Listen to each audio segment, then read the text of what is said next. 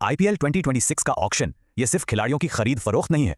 Chennai super Kings के लिए ये एक नए युग की शुरुआत है, एक पूरी तरह से कायापलट का लम्हा। तो चलिए एक एक करके समझते हैं कि सीएसके भविष्य की अपनी टीम आखिर बना कैसे रही है।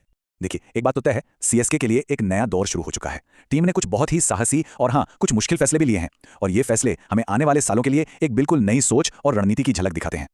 अच्छा, तो इसमें थोड़ा और गहराई से उतरते हैं। देखिए, किसी भी बड़े बदलाव के बीच ना बिखरने से बचने के लिए एक ठोस बुनियाद चाहिए होती है, और चेन्नई सुपर किंग्स के लिए वो मजबूत चट्टान आज भी उनकी लीडरशिप ही है। और यहीं पर सीएसके की स्ट्रेटेजी बहुत ही दिलचस्प हो जाती है। ये सब कुछ है संतुलन के बारे में। एक तरफ है कप्तान ऋतुराज गायकवाड़, टीम को आगे ले जाने वाली नई ताजा ऊर्जा, और दूसरी तरफ है एमएस धोनी, जिनका अनुभव आज भी टीम की सबसे बड़ी ताकत है। मतलब युवा जोश और अनुभवी समझ का ये एक बेहतरीन कॉम्बिनेशन है। लेकिन जैसा कि हमने कहा, यह बदलाव का दौर है, और बदलाव का मतलब होता है कुछ बड़े नामों को अलविदा कहना। सीएसके ने इस बार उन खिलाड़ियों को जाने दिया है जो अब तक टीम की पहचान का एक बहुत जरूरी हिस्सा थे। जरा स्क्रीन पर एक नजर डालिए। Ravindra Jadeja, Sam Curran, Devon Conway. ये सिर्फ एक लिस्ट में लिखे नाम नहीं है, ये वो खिलाड़ी हैं जो अकेले दम पर मैच का पासा पलट सकते हैं। इतने बड़े टैलेंट को जाने देने का संदेश बिल्कुल साफ है।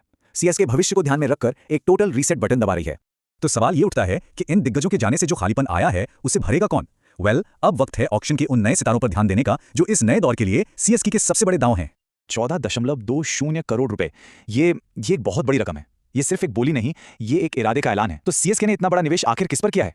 ये रकम खर्च हुई है प्रशांत वीर पर, एक युवा भारतीय ऑलराउंडर जिसमें सीएसके भविष्य का सुपरस्टार दिख रही है। और यही सबसे अहम बात है, टीम सिर्फ अगला सीजन जीतने के लिए साइन नहीं कर रही, वो अगले दशक के लिए एक मजबूत नींव तैयार कर रही है। और रुकिए, कहानी यहीं खत्म नहीं होती। सीएसके ने ठीक इतनी ही रकम एक और खिलाड़ी पर खर्च की। इससे पता चलता है कि ऑक्शन में उनकी रणनीति कितनी आक्रामक और कितनी ज्यादा फोकस थी। ये दूसरे बड़े खिलाड़ी हैं कार्तिक शर्मा, घरेलू क्रिकेट के एक उभरते हुए बल्लेबाज। तो साफ है, सीएसके ने अपने दो सबसे बड़े दांव युवा भारतीय टैलेंट पर लगाए हैं। ये सिर्फ एक खरीद से कहीं ज्यादा है, ये टीम की नई सोच और फिलॉसफी का ऐलान है। लेकिन टीम को फिर से बनाने का काम सिर्फ इन दो बड़े नामों पर ही नहीं रुका। टीम ने कुछ और अहम खिलाड़ियों को जोड़कर स्क्वाड में गहराई और संतुलन बढ़ाया है।